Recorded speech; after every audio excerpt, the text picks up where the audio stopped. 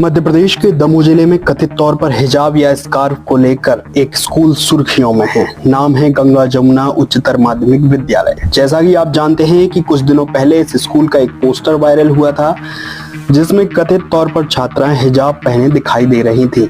अब इस मामले में नया मोड़ आ गया है। कुछ सवाल हैं जिनके जवाब खोजने जरूरी है, जैसे कि स्कूल की मान्यता रद्द हुई है या निलंबित, आदेश को पूरे स्कूल पर लागू किया जाएगा या कुछ क्लासेस पर। इसके पीछे की वजह क्या है, जांच में अब तक क्या मिला, अधिकारियों पर क्या आरोप लग रहे हैं, रोशनी डालेंगे इन तमाम सवालों पर। बने रहिए हमारे साथ। मैं हूं अभिषेक पटेल और आप देख रहे हैं आजाद समाचार। खबर में आगे बढ़ने से पहले एक गुजारिश है कि वीडियो बिल्कुल अंत तक देखना। थोड़ा लंबा वीडियो है लेकिन आपको बहुत कुछ जानने मिलेगा।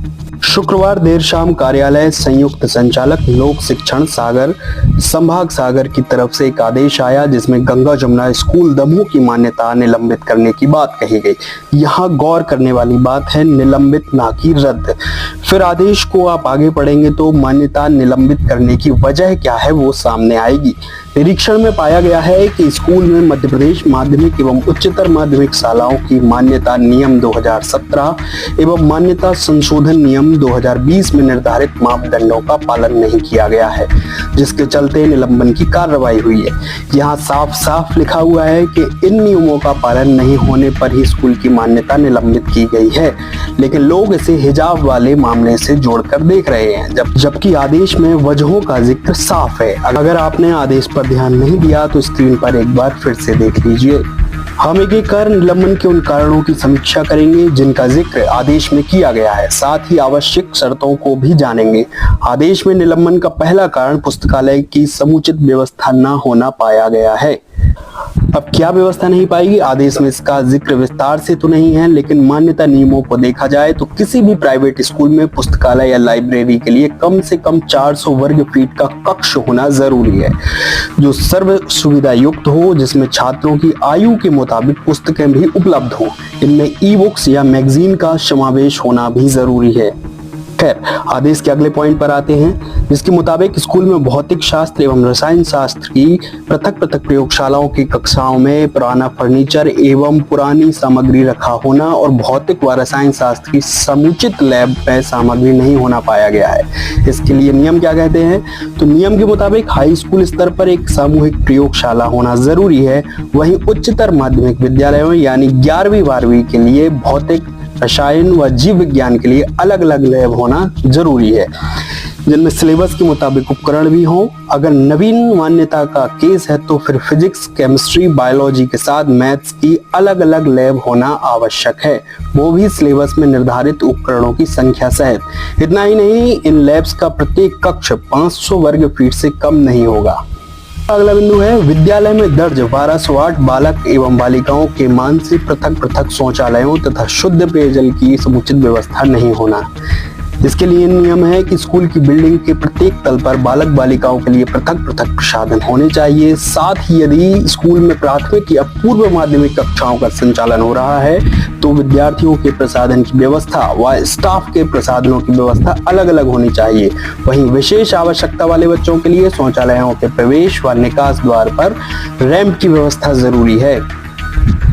आदेश में इन बातों का भी जिक्र है, जैसे विद्यालय में दर्ज विद्यार्थियों की संख्या के मान से अध्यापन कक्षों में विद्यार्थियों की बैठक व्यवस्था हेतु पर्याप्त फर्नीचर उपलब्ध नहीं होना, विद्यालय परिसर में विद्यार्थियों के लिए खेल मैदान एवं खेल सामग्री की समुचित व्यवस्था नहीं होना, विद्यालय में अध्ययनरत विद्यार्थियों के परिवहन हेतु वाहन रख रखाव की व्यवस्था एवं गाइडलाइन का पालन नहीं होना जैसे बिंदु भी शामिल हैं।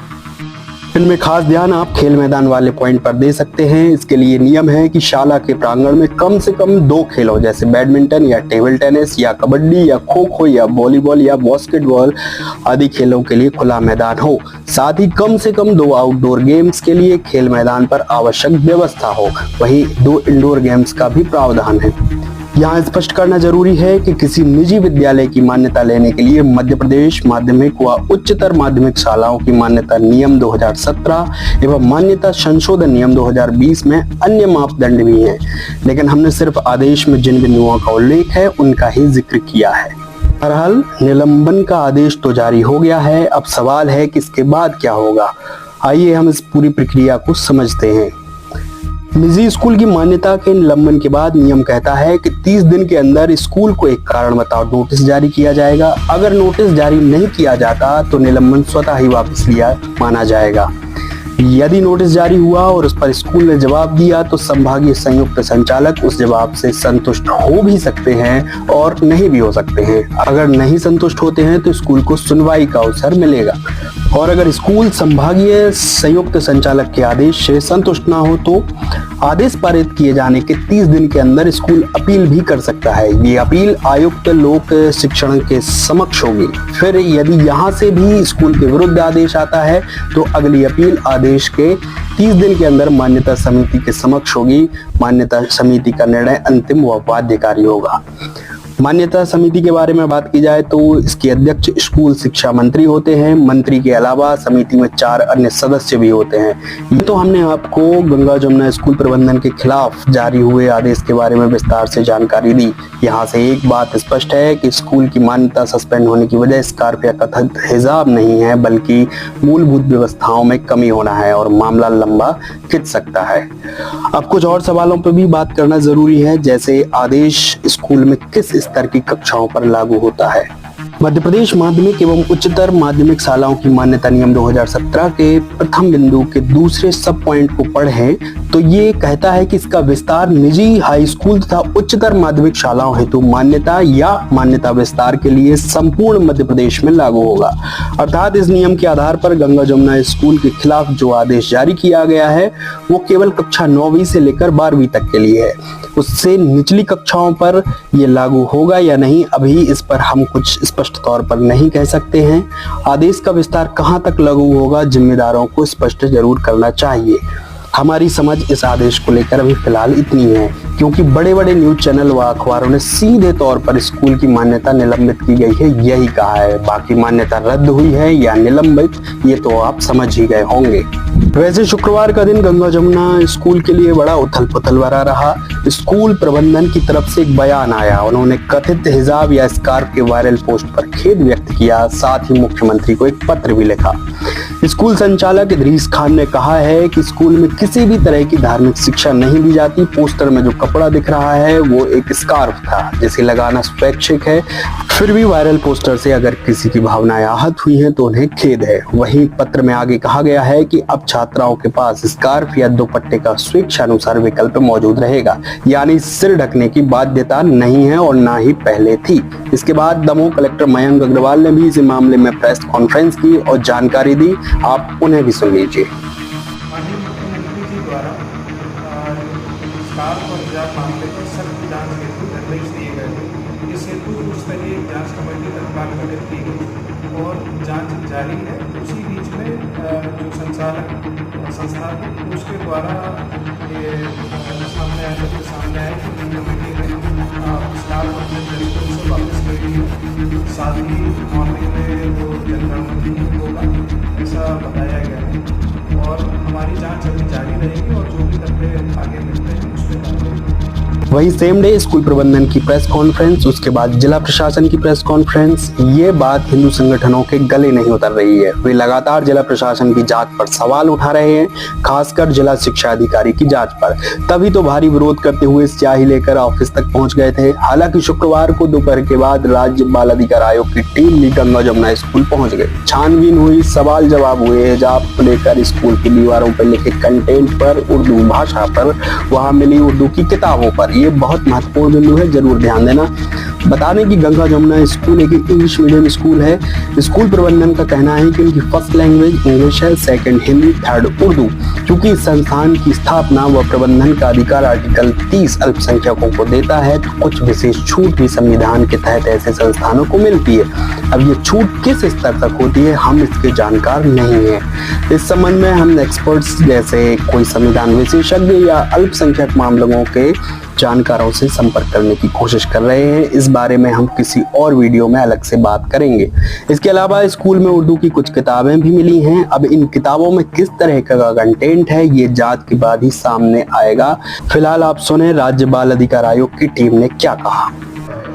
जो एक शिकायत मिली थी आयोग के पास में, उसके ध्यान में रख के हमने और हमारी जो सदस्य हैं मेघा पवार जी, दोनों ने यहाँ का विजिट किया। हमने इस स्कूल का अवलोकन किया। उस अवलोकन में वो जो बोल रहे हैं स्कार्फ तो नहीं है वो, और मुंह सिर को ढकने की परंपरा गैर मुस्लिम समाज में कहीं भी नहीं है। हाँ, किसी घर में जो हमारे बुजुर्ग रहते हैं, जो आदरणीय रहते हैं, उनमें हमारी महिलाएं जरूर सिर पे पल्ला रखती हैं, सिर ढकती हैं, मगर बच्चियों का हमने कभी नहीं देखा कि वो सिर ढकती हों गैर हिंदू समाज मुस्लिम समाज में।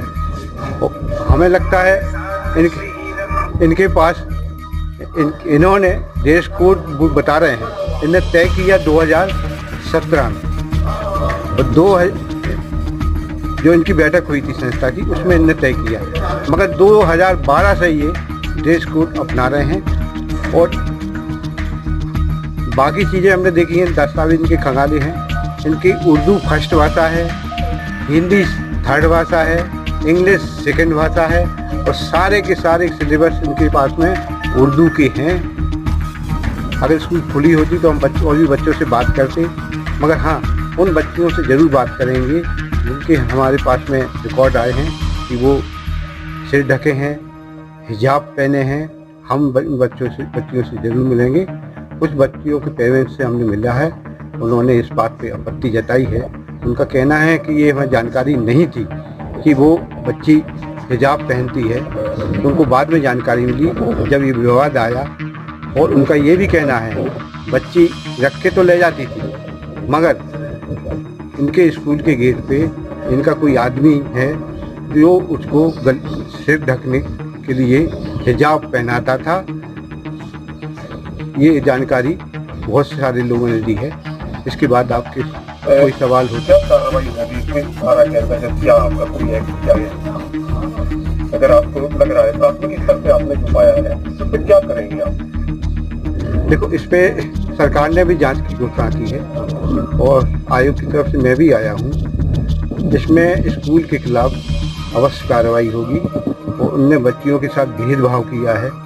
तमाम आरोप प्रत्यारोप व दावों के बीच हमारी टीम ने स्कूल प्रबंधन के दावों की पड़ताल की, खासकर स्कार्फ या कथित हिजाब को लेकर। जैसा कि स्कूल प्रबंधन का दावा है कि उन्होंने छात्राओं को सिर ढकने के लिए कभी बाध्य नहीं किया। हमारी टीम ने इस संबंध में कुछ रिसर्च वर्क किया है। इसके लिए हमारी टीम ने गंगा जमुना ग्रुप से ही जुड़े मोहम्मद मुश्ताक खान का फेसबुक अकाउंट खंगाला, तो हमें एक पोस्टर मिला। ये बात आपको हैरान कर सकती है कि इस पोस्टर में वही टॉपर छात्राएं बिना सिर ढके हुए हैं जो वायरल पोस्टर में सिर ढके हुए थी। इतना ही नहीं, कुछ मुस्लिम छात्राएं भी हैं जिनके सिर पर कपड़ा नहीं है।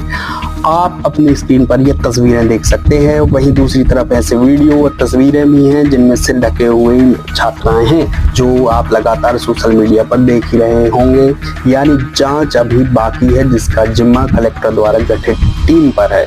अब दूसरे आरोपों की बात करते हैं, जिसमें छात्राओं से अल्लामा इकबाल की कथित दुआ, लब पे आती है दुआ बन के तमन्ना मेरी, जिंदगी शमा की सूरत हो खुदाया मेरी, दूर दुनिया का मेरे दम से अंधेरा हो जाए, हर जगह मेरे चमकने से उजाला हो जाए, पढ़ाने की बात कही जा रही है। पहली बात तो ये है कि ये कोई धार्मिक दुआ नहीं है, ये नज्म है जिसे अल्लामा इकबाल ने 1902 में लिखा था, जिसमें बच्चे कह रहे हैं कि उनकी ख्वाहिश है कि उनकी जिंदगी दिए की तरह रोशन हो जाए, दुनिया में छाया अंधेरा दूर करें, हम अंधेरा फैलाने वाले नहीं उजाला करने वाले बने। इकबाल ने इस नज्म का टाइटल बच्चे की दुआ दिया था। उन्होंने इसमें कहीं नहीं लिखा कि मुस्लिम बच्चों की दुआ। इकबाल वही शख्स हैं जिन्होंने 1905 में तराना ये हिंद सारे जहां से अच्छा हिंदुस्तान हमारा लिखा है। इकबाल का ये गीत आज भी अमर है, आज भी देशभक्ति का प्रतीक है। देश के जवान धुन बजाते हुए राष्ट्रपति को भी सलामी इस गीत के माध्यम से देते हुए देखे जाते हैं।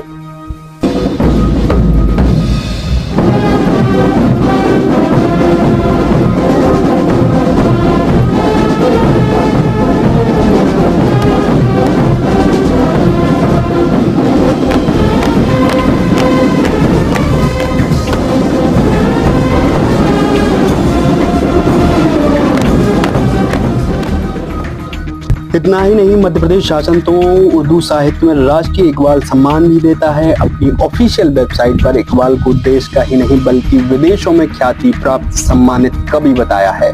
वहीं एनसीपीसीआर के अध्यक्ष प्रियांक कानूनगो और सूबे के मुख्यमंत्री शिवराज सिंह चौहान इकबाल को भारत विभाजक के तौर पर प्रस्तुत कर रहे हैं।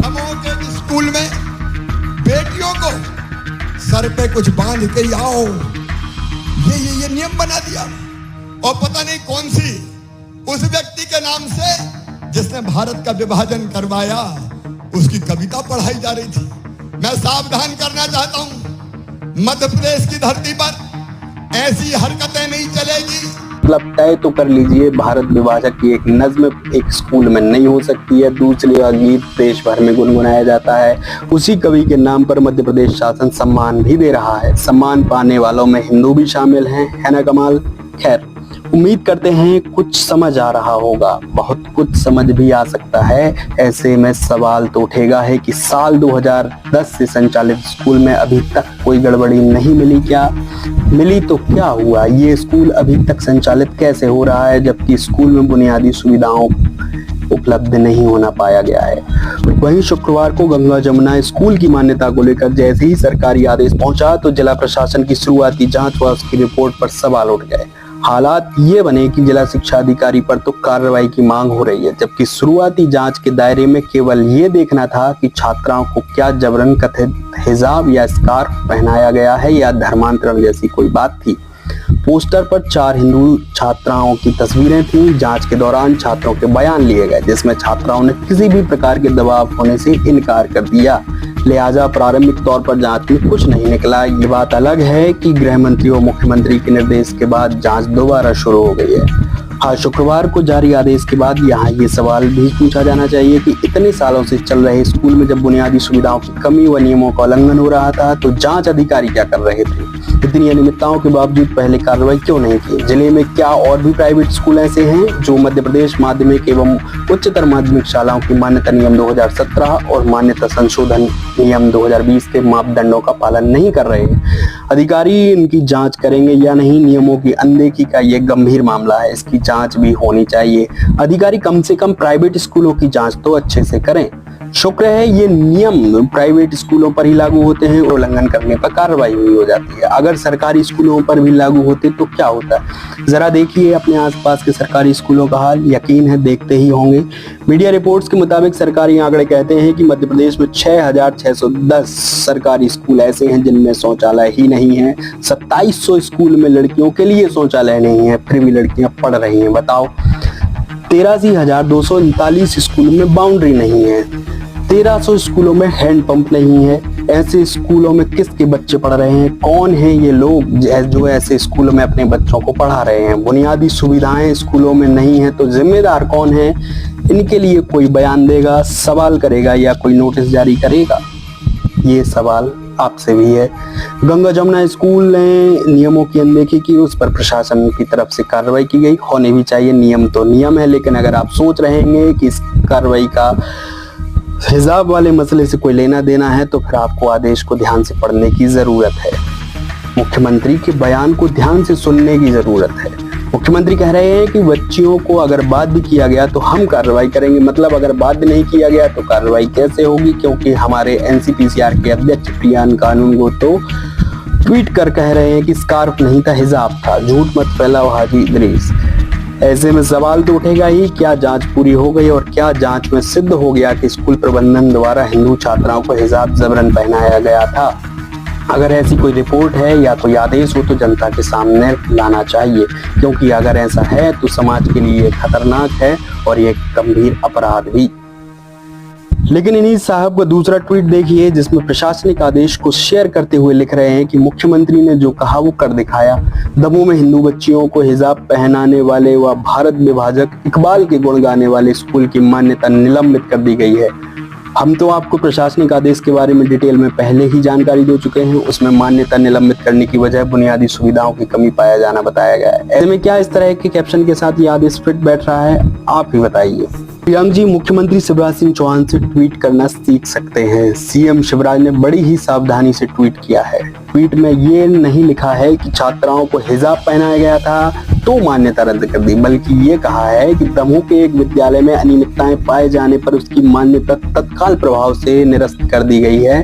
मेरे भांजे भांजियों के साथ किसी भी प्रकार की लापरवाही बर्दाश्त नहीं की जाएगी एवं मध्य प्रदेश सरकार ऐसे कृत्यों के विरुद्ध कठोर से कठोर कार्रवाई के लिए प्रतिबद्ध है। निरस्त और निलंबन में अगर कोई अंतर है तो आप देख लीजिएगा। ये राजनेताओं का चातुर्य होता है, इशारों इशारों में बात भी कह दी और आपने वही समझा जो वो कहना चाहते थे। तथ्य भी नहीं बदले।